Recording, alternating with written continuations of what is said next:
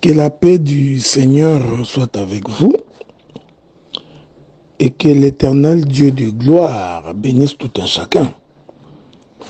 Nous commençons un nouvel enseignement portant sur la mort d'Azaël. Sujet qui nous a été, qui est la part de notre héritage, qui nous a été donné par mon bien-aimé, le docteur Enoch Toubib Lugozi. C'est pourquoi nous allons devoir commencer. Je lui ai demandé que prochainement, quand il y a un séminaire, qu'il essaie également de mettre en sorte que j'interviens même à la 4e, 5e position. Ça va me permettre de voir également comment le docteur Oscar, le prophète Benjamin, le docteur Moïse, le docteur Adolphe, le docteur David, comment eux aussi, et lui-même le docteur Enoch, voir comment eux sont en train de couper l'animal pour que je puisse également trouver une partie. Quand vous me laissez toujours commencer comme ça, vous me faites travailler, j'ai vieilli. Il a été dit de David que de temps en temps, il faut rester dans les camps parce que tu as vieilli, tu n'es plus apte au combat. Que la paix de Dieu soit avec vous. Nous sommes dans 2 Samuel chapitre 2. Nous allons d'abord lire les textes, ok? Lisons d'abord les textes avant de commencer l'explication. Nous parlerons aujourd'hui et nous parlerons demain. La Bible dit, là se trouvaient les 3 fils de Tserouja, Joab, Abishai et Azaël. Azaël avait les pieds légers comme une gazelle de champ. Il poursuivit Abner sans se détourner de lui pour aller à droite ou à gauche. Abner regarda derrière lui et dit, « Est-ce toi, Azaël ?» Il répondit, « C'est moi. » Abner lui dit, « Tire à droite ou à gauche. Saisis-toi de l'un de ces jeunes gens et prends sa dépouille. » Mais Azaël ne voulut point se détourner de lui. Abner dit encore à Azaël, « Détourne-toi de moi. Pourquoi te frapperai-je et t'abattrai-je en terre? Comment ensuite lèverai-je le visage devant ton frère Joab? » Et Azaël refusa de se détourner, sur quoi Abner le frappa au ventre avec l'extrémité inférieure de sa lance, et la lance sortit par derrière. Il tomba et mourut sur place. Tous ceux qui arrivaient au lieu où Azaël était mort, étaient tombés et morts, s'y arrêtaient. Que la paix de Dieu soit avec vous. Voilà un texte merveilleux que nous allons devoir examiner avec beaucoup d'attention. J'ai toujours dit que le doctorat se trouve dans les détails. Et c'est dans ces détails-là que nous allons devoir nous plonger. Il est d'abord important de considérer que Abner, c'est important de le savoir. Je voudrais lire une écriture. C'est très important. Abner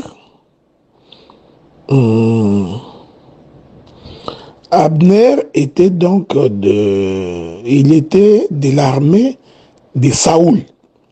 Je voudrais d'abord décrire Abner. Abner était général dans l'armée de Saoul.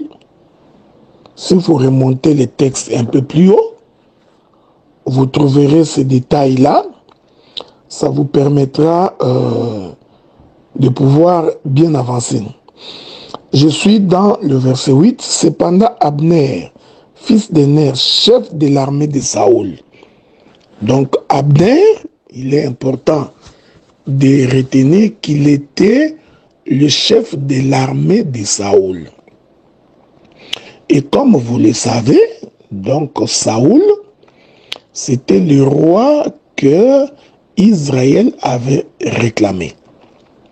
Et lorsque Samuel alla voir l'Éternel pour lui dire que Israël est en train de réclamer un roi, comme Samuel était très triste, alors l'Éternel a dit à Samuel, en fait, ce n'est pas toi qu'ils ont rejeté, c'est plutôt moi qu'ils ont rejeté. Donc nous comprenons que ici, le roi Saoul est donc l'expression du rejet d'Israël de leur Dieu. Est-ce qu'on s'est fait comprendre? Saoul est l'expression du rejet d'Israël envers Dieu. En d'autres termes, Saoul représente le sacerdoce de Moïse. Saoul représente la maison de Jacob. Saoul représente la maison d'Israël. Laquelle maison d'Israël a donc rejeté le Seigneur. C'est très important parce que c'est ce qui va nous amener à comprendre la mort d'Azaël. Donc, Saoul représente par conséquent une dispensation. C'est la dispensation d'Israël. Pourquoi? Souvenez-vous que la maison d'Israël est celle qui a rejeté le Seigneur. Il est écrit dans la Bible qu'il est venu chez les siens, mais les siens l'ayant rejeté. Donc Dieu répond à Samuel, il dit, en choisissant Saoul, Israël venait donc de me rejeter. En d'autres termes, Saoul représente le roi du rejet d'Israël qui a rejeté l'Éternel Dieu. Comme vous le savez également que Dieu avait dit par la bouche de son serviteur Jacob que le bâton du commandement ne quittera donc pas la maison de Juda jusqu'à ce que vienne le Shiloh. C'est très important. Et par là, Dieu a été en train de confirmer que s'il y aura un roi en Israël, le roi ne peut sortir que de la tribu de Juda. C'est à ce titre-là que nous avons les David et les Salomon, tous ces mondes-là qui sont de la tribu de Juda. Et c'est dans cette lignée de la tribu de Juda que Jésus-Christ va également naître comme le roi d'Israël. Souvenez-vous d'Hérode qui posa la question, lorsque vous aurez trouvé l'enfant qui vient de naître, qui est un roi, faites-le-moi savoir pour que j'aille l'adorer. Or, il est né à Bethléem, dans la famille de Juda, hein, ou dans la famille dans laquelle appartenait Joseph, parce que Joseph était de la tribu de Juda. Malheureusement, Saoul, lui, était donc de la tribu de Benjamin. Déjà, de par le choix de Saoul, l'Éternel Dieu avait déjà été rejeté par Israël. Maintenant, Abner, hein, parce que c'est Abner qui va tuer Azaël, cet Abner-là était donc le chef de l'armée de Saoul. Or, lorsque nous parlons de Israël qui rejette Jésus, nous voudrions tout simplement dire que c'est le sacerdoce de Moïse. Selon qu'il est écrit dans les livres de 2 Corinthiens, nous allons lire ça bientôt, où il est écrit que le sacerdoce de Moïse, c'est un sacerdoce qui donne la mort. C'est un sacerdoce par lequel le peuple ne peut pas être sauvé. Par les sacerdoces de Moïse, nous comprenons que il y a toutes les lois, les prescriptions, les ordonnances, les recommandations du Seigneur. Je puis dire en d'autres termes que Saoul représente donc la loi, les psaumes et les prophètes. Parce que la loi, les psaumes et les prophètes représentent donc la maison d'Israël. C'est très important.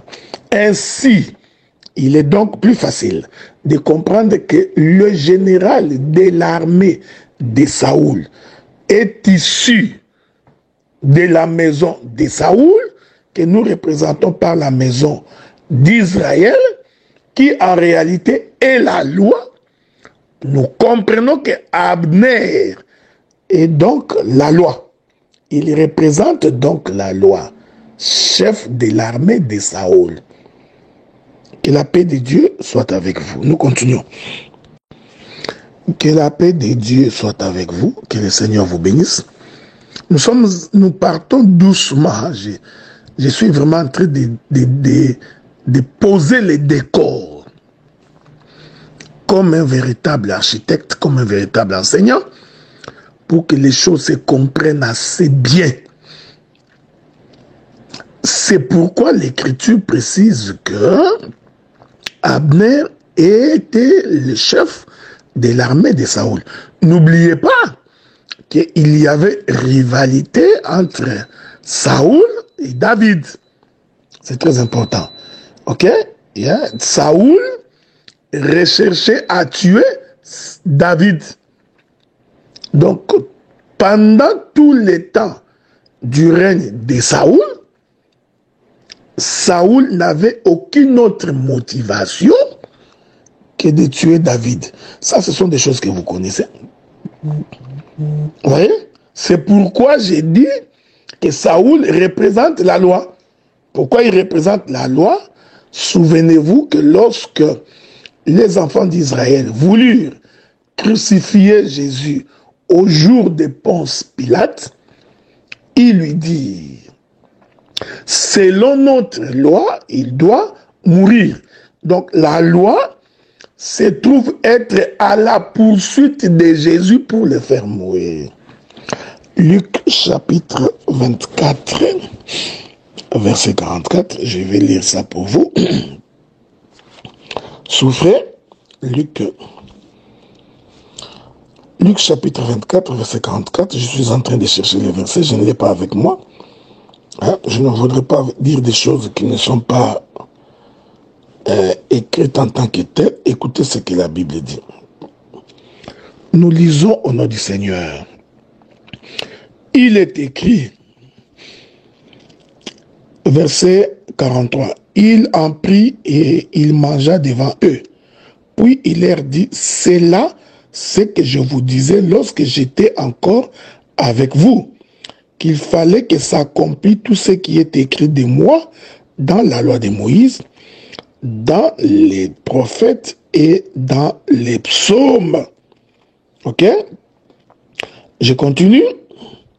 Alors il leur ouvrit l'esprit afin qu'ils comprissent les Écritures. Il leur dit, ainsi il est écrit que le Christ souffrirait et qu'il ressusciterait des morts le troisième jour. Donc, le Seigneur confirme par ses Écritures que la loi, les psaumes et les prophètes avaient pour mission de les tuer. On est d'accord, non? Donc, Saoul représente donc ce sacerdoce qui cherchait à tuer David. Mais comprenez que nous sommes dans l'ombre. L'ombre n'étant pas la représentation exacte des choses, il nous faut donc aller toucher la réalité pour comprendre cela. Maintenant, regardez, vous allez constater avec moi, Abner, qui est le chef de l'armée de Saoul, représente en réalité Saoul. Abner représente donc la loi, les psaumes et les prophètes. Ne vous en faites pas, je vais l'expliquer aussi clairement.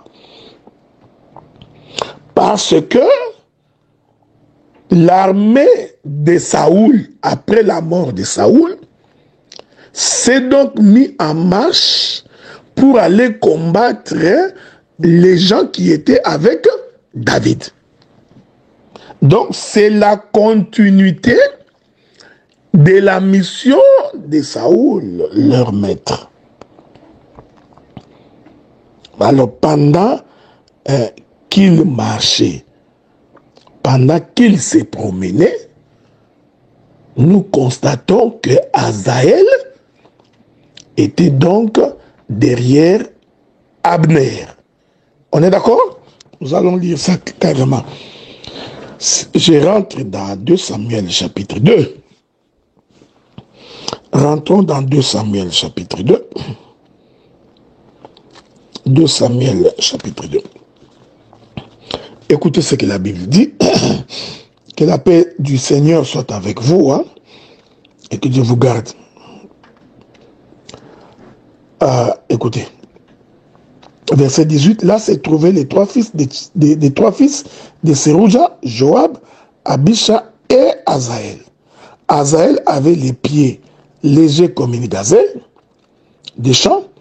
Il poursuivit Abner sans se détourner de lui pour aller à droite ou à gauche. Il est donc important de retenir, quand vous continuez le texte, vous allez remarquer que Abner regarda derrière lui et dit, « Est-ce toi, Azaël ?» Il répondit, « C'est moi. » Remarquez que lorsque Abner se déplace, celui qui le suit derrière, c'est Azaël. On est d'accord, non? Cette position a une signification. Parce que Abner se détourne, il se rend compte que Azaël est derrière lui.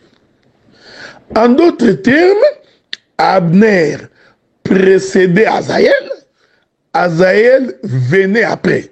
Je voudrais dire, dans un autre langage, que Abner, c'est le sacerdoce du matin, et que Azaël, c'est le sacerdoce du soir.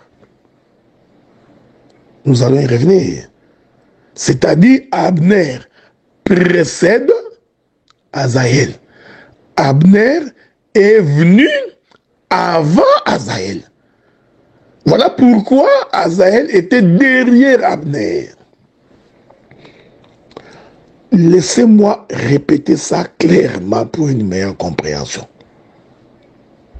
Les fils de l'aigle sont déjà en train d'arriver pour comprendre que la paix de Dieu soit avec vous. Donc, ici, nous sommes en face de 2 mouvements. Il y a un mouvement qui précède et un mouvement qui succède. Or, la loi, les psaumes et les prophètes sont venus avant les temps de la grâce. En d'autres termes, ils sont venus avant que Jésus ne vienne. Lisons une écriture. Lisons une écriture. Le Seigneur est en train de parler à Nathanaël. Hein? Je voudrais que nous lisions cette écriture-là. Il est en train de parler à Nathanaël. Qu'est-ce qu'il lui dit? Je suis en train de chercher l'écriture.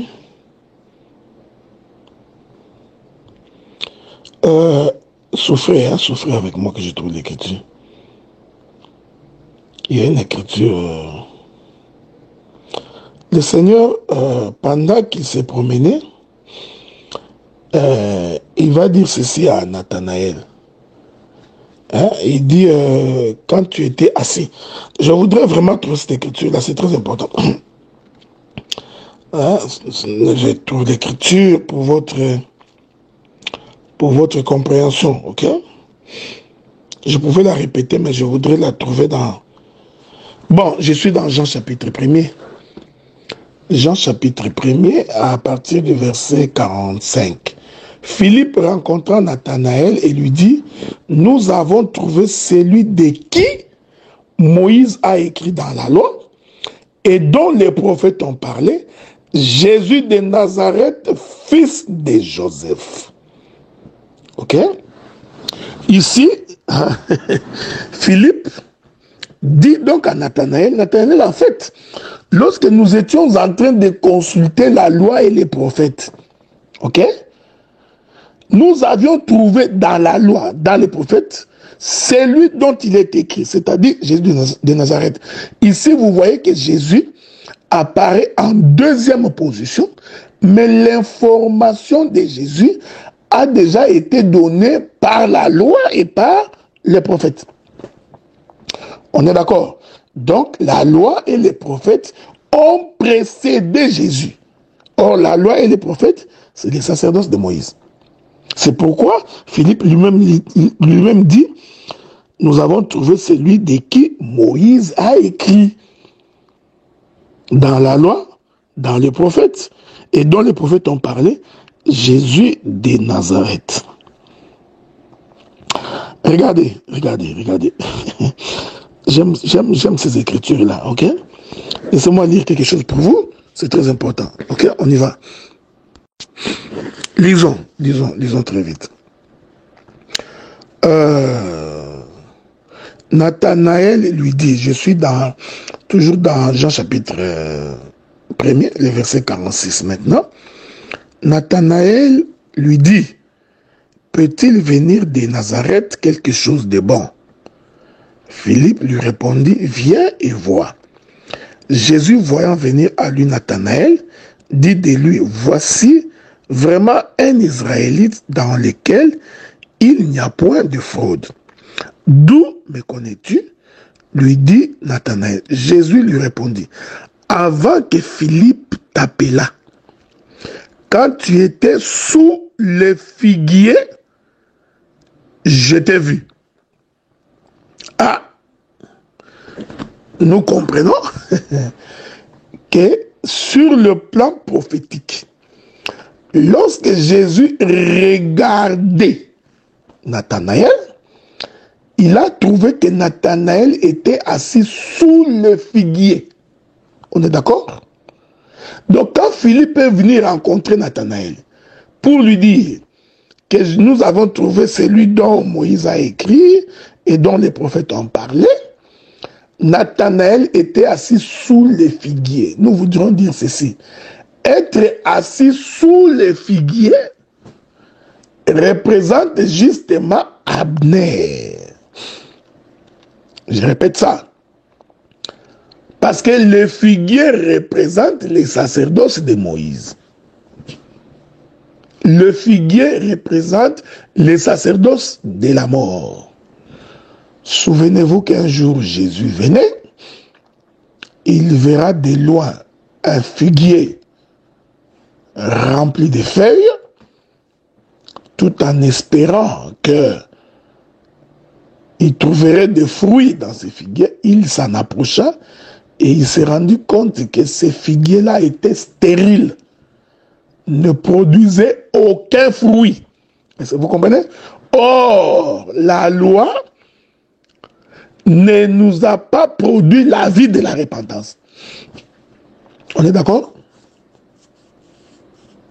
Bien au contraire, la loi a produit en nous le péché. Selon qu'il est écrit, n'eût été la loi, je n'aurais jamais connu le péché.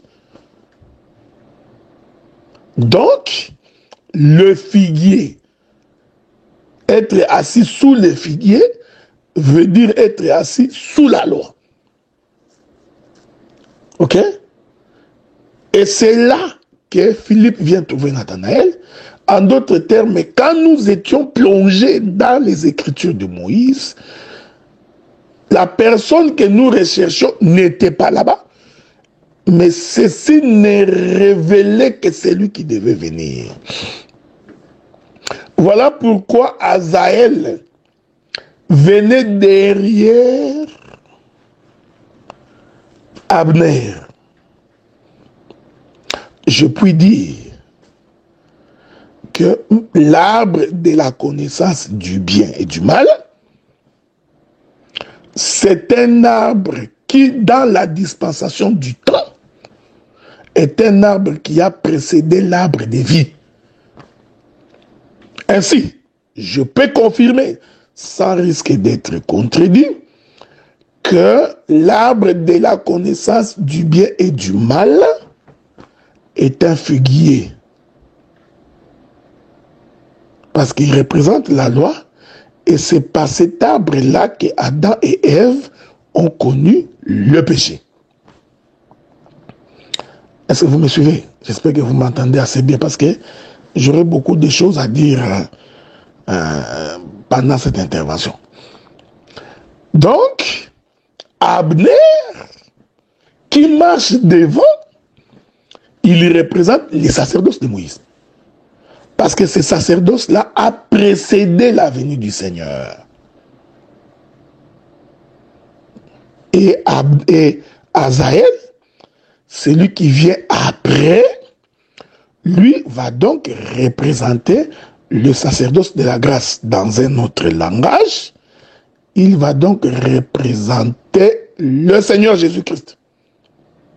Ok? Nous expliquerons sa mort bientôt. Et remarquez que Abner était en train d'insister pour que Azaël se détourne à droite ou à gauche. Qui se détourne à droite ou à gauche. Nous en parlerons. Et Azaël refuse de se détourner. Il continue à marcher derrière Abner. Je voudrais prendre une autre écriture pour expliquer toujours la position d'Abner et d'Azaël. Prenons le livre des Hébreux. Je voudrais donc prendre le livre des Hébreux. Souffrez avec moi. Okay. Le livre des Hébreux dans son chapitre 10. Mais qu'est-ce qui se passe là? Attendez avec moi, souffrez. Je suis en train de chercher une écriture, mais l'écriture ne vient pas. Ok, bon, on va d'abord en parler, ensuite on va y revenir. C'est très important. Donc, dans les livres des Hébreux, le Seigneur dit ceci. Hébreux chapitre 10. Lorsque vous parcourez le livre des Hébreux dans son chapitre 10, vous allez remarquer que l'auteur de ce livre-là, que je crois être l'apôtre Paul, commence par expliquer le premier sacerdoce. Ok? Il explique les imperfections du premier sacerdoce. Il explique les lacunes du premier sacerdoce. Il explique les insuffisances du premier sacerdoce. Ceci est très important. Écoutez ce qu'il dit. Nous allons lire ça avec vous. En effet, la loi qui possède une ombre des biens à venir et non l'exacte représentation des choses ne peut jamais, par le même sacrifice qu'on offre perpétuellement chaque année, amener les assistants à la perfection. Autrement, n'aurait-on pas cessé de les offrir? Je voudrais sauter. Je prends le verset 4. Car il est impossible que les sangs des taureaux et des boucs ôtent les péchés. C'est pourquoi, entrant dans le monde, c'est pourquoi Christ entrant dans le monde dit, tu n'as voulu ni sacrifice ni offrande, mais tu m'as formé un corps, tu n'as agréé ni holocauste ni sacrifice pour les péchés.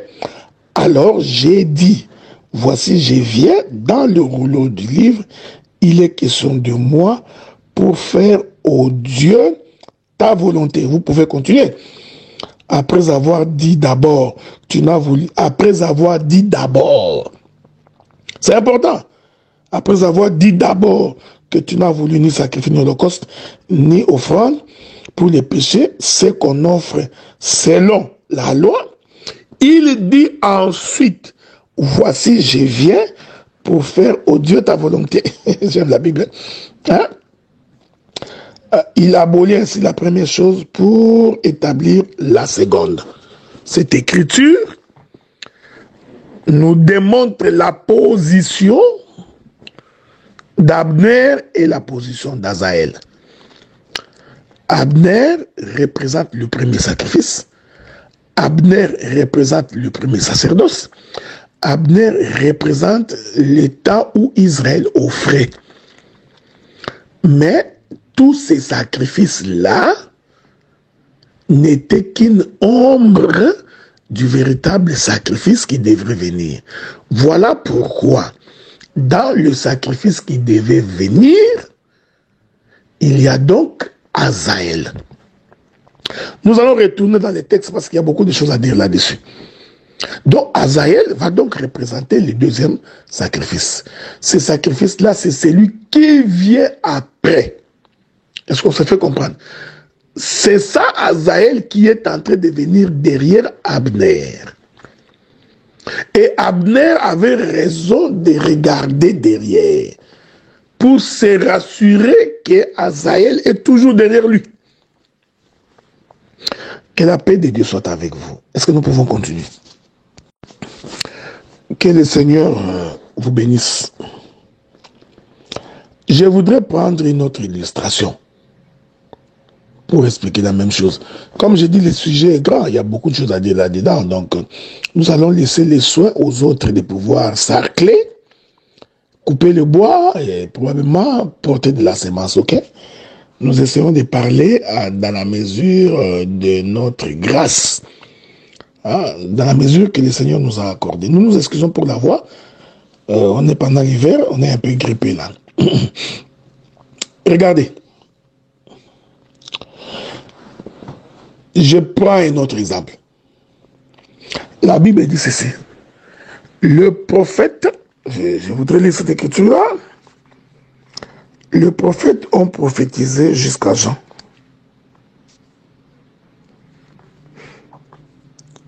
Je ne sais pas si je vous trouve cette écriture-là. Souffrez, hein? C'est ce que la Bible dit. Les prophètes ont prophétisé jusqu'à Jean. Bon, si je ne trouve pas, on va se débrouiller autrement, mais je crois pouvoir le trouver. Souffrez avec moi. Voilà, je suis dans les livres de Matthieu. Matthieu chapitre 11. Ok? On est ensemble, hein? Matthieu chapitre 11. Depuis le temps de Jean-Baptiste jusqu'à... Verset 12. Matthieu 11, verset 12. Depuis le temps de Jean-Baptiste jusqu'à présent, le royaume des cieux est forcé et ce sont les violents qui s'en emparent. Car tous les prophètes et la loi ont prophétisé jusqu'à Jean. Que la paix de Dieu soit avec vous. Que c'est lui qui nous a fait ministre pour annoncer la bonne nouvelle. Que celui-là puisse assurer votre lot, qu'il vous comble de sa bénédiction. Matthieu nous dit que, que tous les prophètes ont, et la loi, les deux, tous les prophètes et la loi ont prophétisé jusqu'à Jean. Ici, Matthieu nous confirme que la loi est un prophète. Ok? Parce qu'il dit tous les prophètes et la loi ont prophétisé jusqu'à Jean. Donc, Jean est donc le couronnement de tous les prophètes et de toute la loi. On est d'accord, non? Que la paix de Dieu soit avec vous. Je voudrais dire, Adam est un prophète. Abel est un prophète. Seth est un prophète. Vous pouvez descendre, les Enoch, les Noé. Vous descendez, vous prenez tous ces prophètes, les Job, tout ce monde-là. Parce que la prophétie, ce n'est pas seulement le parler, les actes, les comportements, les attitudes constituent des prophéties. Jusqu'à descendre Abraham, Isaac et Jacob. De Jacob, vous avez les 12. Tous les 12 sont des prophètes. Les 12 vont devenir des nations. Des nations, nous allons voir les autres prophètes, les Jérémie, les Habakkuk, les Néhémie, tous ces mondes-là. Tous ces gens-là sont des prophètes. Maintenant, Matthieu nous confirme que même la loi est un prophète. Vous voyez? Donc quand vous lisez les livres de Lévitique, des Nombres, de Deutéronome, toutes ces lois-là sont des prophéties. C'est pourquoi même la loi, nous devons l'interpréter. Hein, nous interprétons même la loi. Donc quand vous lisez les ordonnances, les prescriptions sont sujets à interprétation. Et ici, Matthieu nous dit que ces gens-là ont prophétisé jusqu'à Jean. Donc Jean est le couronnement, le résumé, la totalité de tous les prophètes de l'Ancienne Alliance. Je confirme donc que Jean-Baptiste, c'est Abner. Est-ce que vous me saisissez? Hein? C'est Abner, ne vous en faites pas. Jean-Baptiste, c'est Abner. Ok? Il représente l'alliance du matin. Hein? Il représente l'offrande du matin. Donc Jean-Baptiste, c'est par lui que le sacerdoce du matin prend fin. Que la paix du Seigneur soit avec vous. Mais écoutez ce que Jean-Baptiste dit. Je voudrais vous lire ce que Jean-Baptiste dit. Ok? Jean-Baptiste dit quelque chose de très intéressant.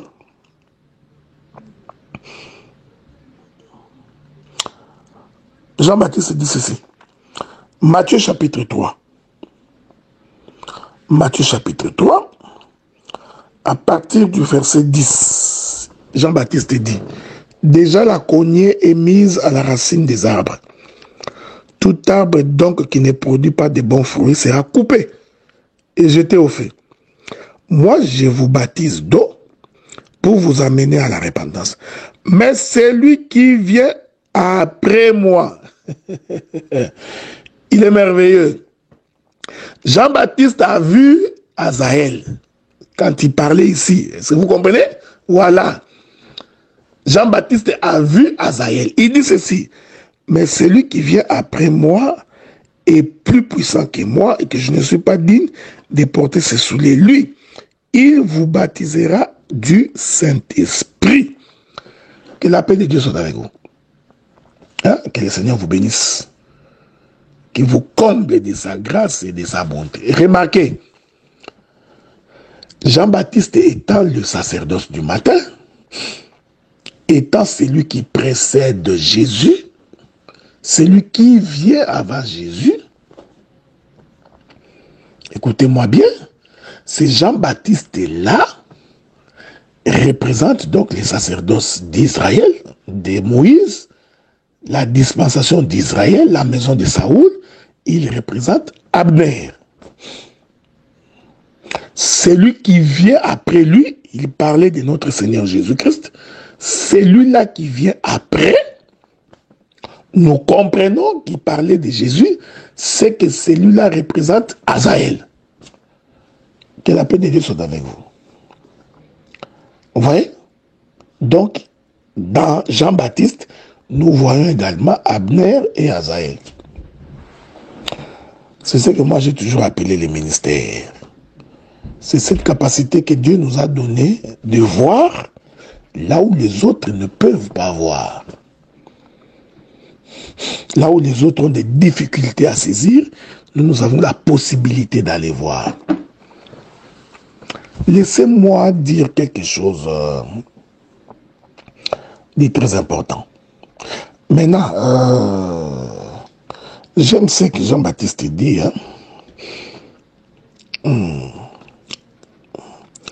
Jean-Baptiste va, quand il continue son discours, il va dire que celui qui vient après moi a été avant moi. C'est très important, mais je reviendrai là-dessus probablement demain. Hein? Bon, parce que Jean-Baptiste était le grand frère de Jésus. Hein? Souvenez-vous que l'ange apparut à Élisabeth tomba enceinte. 6 mois après, Marie aussi tomba enceinte. Donc, entre Jean-Baptiste et Jésus, la différence d'âge était de 6 mois. Ok? Donc, que la paix de Dieu soit avec vous. Donc, Jean-Baptiste était plus âgé que Jésus de 6 mois. Quand vous les placez sur le plan prophétique, vous allez remarquer que Jésus apparaît comme étant le 7e. Donc, les 6 premiers mois représentant donc les sacerdoces de Moïse, représentant donc le temps de la création d'Adam, Dieu créa en 6 jours et le 7e jour, il se reposa. Voyez-vous, donc Jésus arrive comme naissant à une différence de 6 mois et lui apparaît comme étant le 7e. C'est pourquoi il pouvait dire, venez à moi, vous tous qui êtes chargés et fatigués, je vous donnerai du repos parce que je suis le sabbat. Je suis le 7e. Est-ce qu'on est d'accord? Donc les 6 premiers jours, c'est Abner. Et le 7e jour, c'est Azaël. Les 6 premiers jours, c'est Jean-Baptiste, qui a une différence de 6 mois avec le Seigneur Jésus-Christ. Et celui qui vient en 7e position, comprenez tout simplement que c'est le Seigneur Jésus-Christ. Parce que quand Jean-Baptiste est né, il a vécu 6 mois et au 7e mois, Jésus venait de naître. Que la paix de Dieu soit avec vous.